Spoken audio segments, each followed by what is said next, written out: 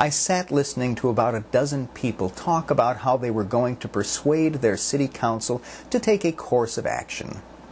They talked about building coalitions with other groups, contacting the media to publicize their efforts, putting pressure on politicians to help them, holding demonstrations, distributing flyers, filing lawsuits, and doing all the things that Americans have done since before the founding of this country to make this a participatory democracy. It was inspiring to be in the midst of such a sincere grassroots campaign. The only problem I had was that I could barely understand a word of what they were saying. Someone had to translate for me because everyone was speaking Spanish, a language I don't know. Some of the people in the room were U.S. citizens. Others were probably here on visas.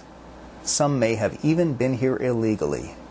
But they knew how to get things done in the American system better than a whole lot of people who are citizens and whose families have been here for generations.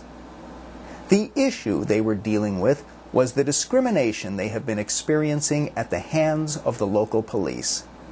They have filed complaints with the city with no results. So now they are organizing just like every other group has had to do at some point in their journey towards acceptance in this country.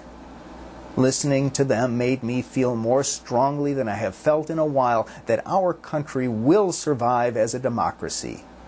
It will survive because these people will demand that they be treated the way the Declaration of Independence guarantees that they be treated, and with the dignity and respect and the full measure of rights that the Constitution recognizes they are endowed with by our Creator.